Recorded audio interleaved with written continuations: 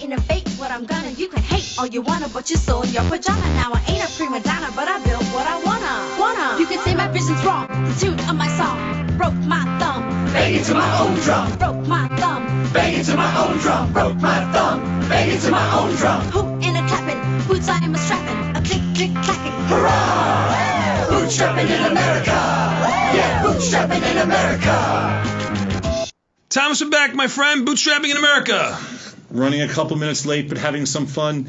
Justin DeLay, how are you? I'm doing well. How are you? You were on when we first started Tasty Trade. Correct. Long time ago, the old studios. Yeah. Walked in here, you're like, what the hell is this, right? Very impressive.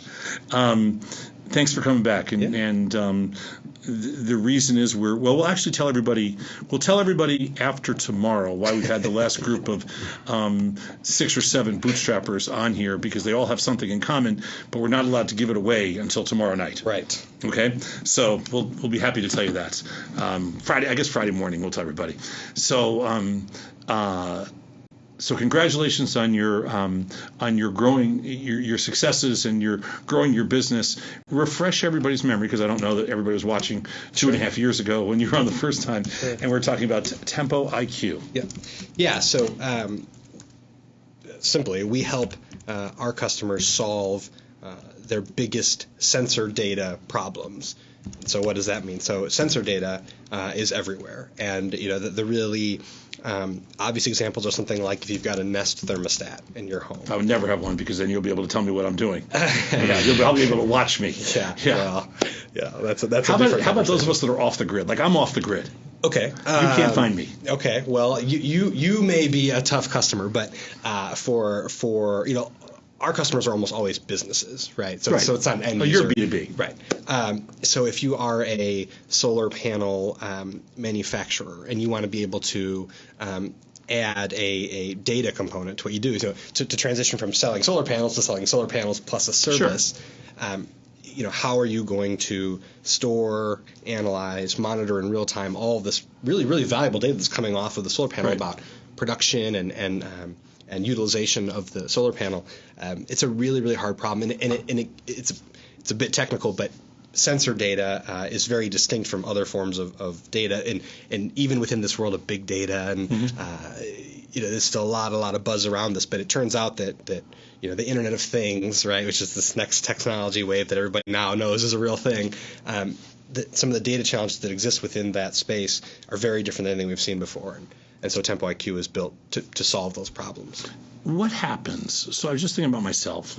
So I do think I'm off the grid. I don't use anything that transmits anything to anybody else. Sure. And I don't know why I'm like that, but I just feel like that there's so much opportunity for breach.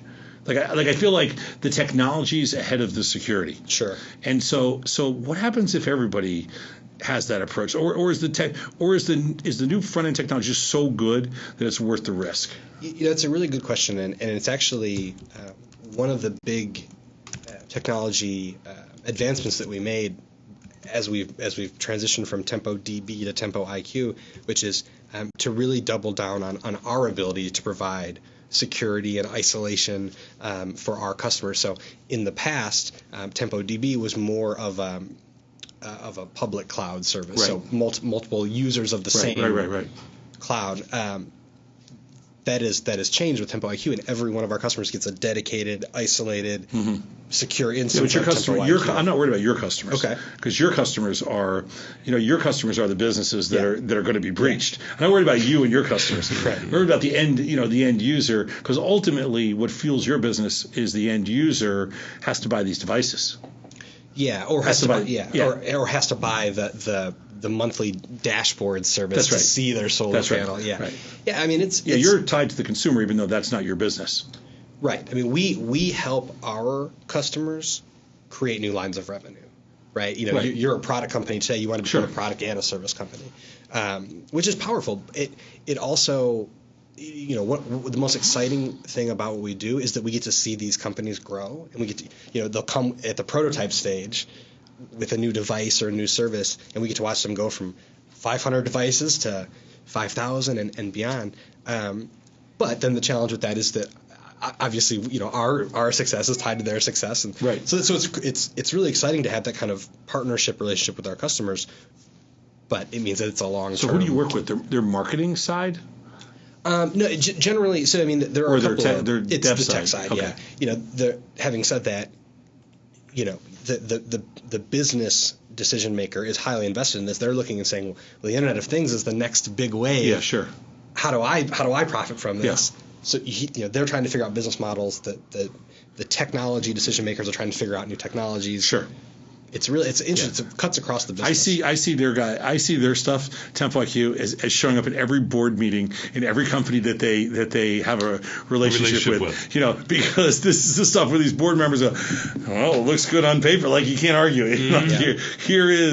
This is the Internet of Things. Here's the data, and so I mean, it's probably used internally to promote the different to make points, right? Well, how they want to spend money. How are we going to spend our money? Yeah, so it's interesting. There are two primary use cases at the end of the day for this. Either I, as the customer, am trying to save money, or I, as the customer, am trying to make money. So the make money use case, right, is I'm going to add a dashboard and sell it to my end user. The internal use case of how do I save money is getting real-time visibility into your oil pipelines, right, and moving more towards predictive maintenance or just cutting down on unnecessary maintenance. The fact that the state of the art today still is a guy on a four-wheeler driving down an oil pipeline. Right, doesn't make sense. Taking notes, it doesn't make sense, right? So you can install sensors along that, and you only send that guy out there when something's actually wrong. Yeah. And that's the kind of capability that from a software perspective that we provide. Obviously, we don't sell the hardware, we don't go out and install sensors, but. Don't tell the insurance companies, by the way. Because it's fascinating, and we've actually seen a lot of interest from the insurance companies because this just powers their actuarial models, right? So, of course, you see the progressive. But if the customers get too smart, see, they're doing it. The insurance companies in a smart way because they're giving a little bit of insight. Like this is why we charge you what we charge you. Here's your thing, but you can't give they're scared because it's borderline. Here, I love this concept. Let's talk about it for a second. The insurance company risk right now, big insurance company risk, is that the customer gets too smart. And too smart means that you can show me how much risk I have and all this kind of stuff. But ultimately, if it comes down that I'm spending $10 to buy 20 cents worth of protection, then you're ripping me off. Right. And as soon as the customer gets that smart, and it's the same thing in finance. We're about to break down these kind of mystery walls and in finance say, hey, you know what? This guy's adding over 6 years of managing your money. He's added, or he or she, this company has added a grand total of $6, but they've taken 6,000. Yeah. Okay. Yeah. So show me how that's a good trade. There's some sort of disconnect, right? That's right. You're essentially, you're in between this whole future. Well, it's interesting. We very, very early on, we've always believed that our mission was to make sense of a measured world, and what comes out of that, when you get visibility or you can measure something for the first time, the first thing you do is you benchmark it and say, okay, where are we at?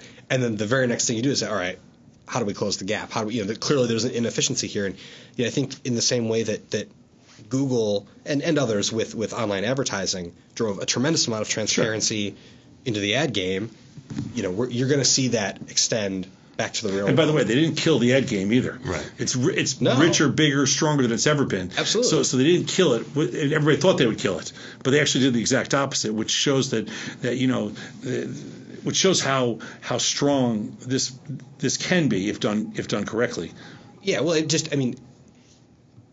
you have to have a business model that profits from accountability. Sure. Right. If your business is built on that's obscuring news. The truth. That's news to the rest of the world. I'm just going to tell you that right now. I know. That's why these new companies. That's why the Facebooks, the Googles, whatever else is.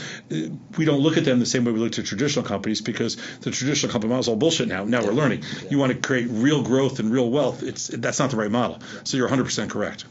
So how do you like running your business? Are you as excited today as you were 2.5 years ago? Oh yeah, I love what I do. I feel like I was put on earth to do this, and gift from the gods. Yeah, I know. It really is. I feel very, very fortunate to be in the position I am, and part of that is I was here last time with our CEO and my co-founder Andy and our third co-founder Mike, our CTO. I've known these guys for a long time, and it's such a special opportunity to build something with friends, with people who when I'm sure you guys know, like when the chips are down, and you're facing real challenges, to be able to turn to somebody and say, I know you got my back, and we have a different type of relationship here. Here he turns to me and says, "I can't believe I had to carry you all these years." I'm gonna say something really cool about you. First time we've ever had this discussion. I only have like 2 minutes left, but we've never had this discussion before. But it's something that is taking place today that never took place like in our parents,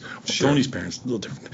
But because you were just getting sentimental there for a moment. You actually were going to show that you had a heart. Continue with your thought. I mean, you got to hang out at the social club, Yes, Bergen Hunt and Fishing Club. Bergen Hunt and Fishing Club. Yes, right. But those are way before your time.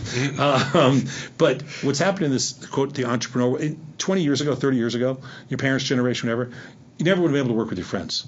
You ended up at different big companies, somewhere stuck in the middle of some machine, and that's the end of your relationship with your friends. Sure. In today's world, building your own business and doing what you guys are doing, I mean, it has a whole different level of rewards. You get to hang out with your friends. You get to, you get to suffer through things together. We do the same thing here. We're still working. I'm still working with the same friends I've had for 30 years. Nobody else gets to do that. That's kind of fun. And it's a virtuous cycle, because I think that as we built out our team, and we have just an absolutely fantastic team, just brilliant folks. They see that there's a productive relationship there, sure. and they just want to be a part of it. And it's been amazing to be on this ride so far, and got a long way to go. Less turnover, greater domain skills. Absolutely. And that's part of this whole crazy equation. That's how you build value. Yeah.